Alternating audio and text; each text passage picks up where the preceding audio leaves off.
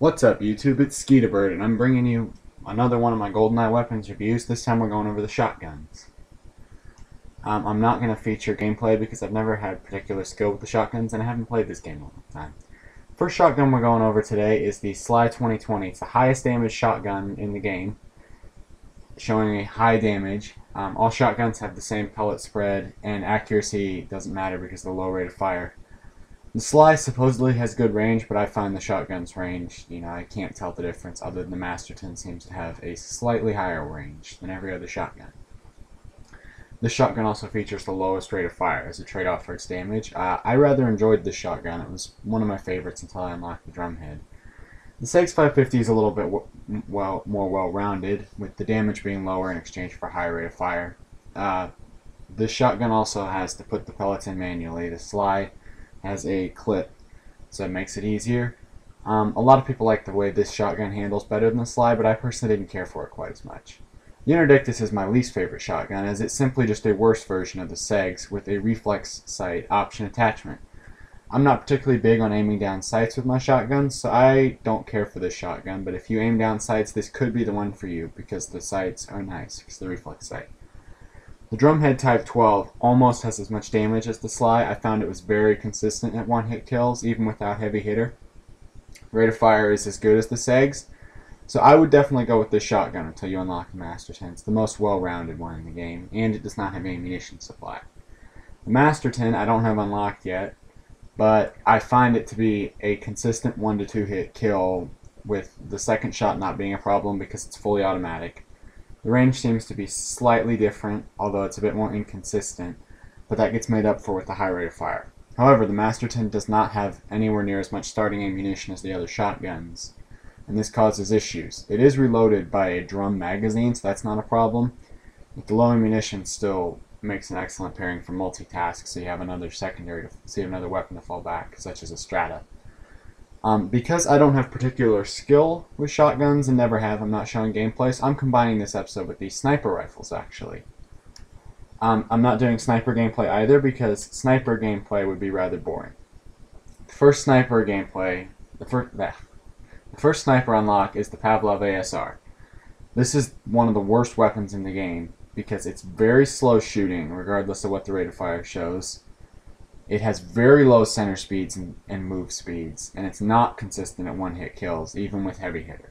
Until you get the Tauros, I guess you have to use this if you want to snipe, but this is a give it a miss gun, don't use it. Tauros 8400 is probably the most well-rounded sniper in the game. It deals high damage, very consistent one-hit kills. It's got good center speed and zoom angles and stuff, zoom speeds. Range on the sniper rifles is not a problem, it's infinite. And the rate of fire on the Tauros is good, so you can get a quick follow-up shot if for some reason you miss or get a hit marker. My preferred sniper rifle in the game is the Talon HL450. The Tauros cannot be equipped with a silencer, so until you get a thermal scope you have to use a laser, and that can be a drawback. However, the Talon is able to be equipped with a silencer, which is my preferred attachment for sniping. Because I don't like to move around a lot, it allows me to stay hidden for more. The damage on the Talon is high enough, consistent one-hit kills with heavy hitter, and usually gets a one-hit kill without. I like the way the gun handles. It's got a 10-round magazine, so you don't have to reload frequently. It also has good recoil and a quick follow-up shot. The Walther 2000, or WA-2000, or Wazoo as my friends call it, is an interesting sniper rifle. It has a smaller clip, has high recoil, and the fire rate can be rather interesting. The damage is semi-consistent. However, with a silencer, I find it to be rather sluggish.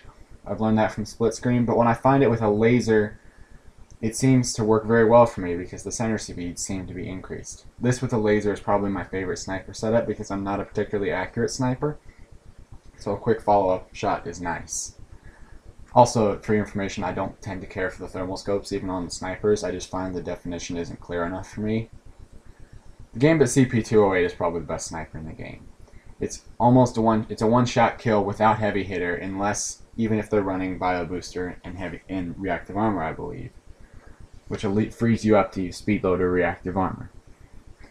The weapon has heavy recoil, but it's not a problem because of the low rate of fire and it centers back very quickly. It's got excellent zoom speeds, and it's just fun to use. I probably had my most fun streak ever using this weapon when I just picked it up. For sniper rifles, there are only 3 available attachments: lasers, silencers, and thermal scopes. Lasers are a good choice until you've unlocked thermal scope if you don't want to go silenced, or if you have a Tauros. Other than that, I prefer the silencer because I do not like to move when I'm sniping. I like to find a spot and I like to hold it. And unless it's a very obvious spot like the boat on docks, for example, the silencer lets me do that much better. And plus thermal scopes, I think the scope isn't as clear, like not the highlighting, but the crosshairs. The exact bullet point of impact is not as clear with a thermal scope in my opinion, so it causes me to miss more. And then there's also the fact that you can see through thin cover without being able to actually shoot through it, and that causes some issues for me. Well, I hope this helped you out, and I'm sorry for the late upload. I will explain that in a future video, hopefully.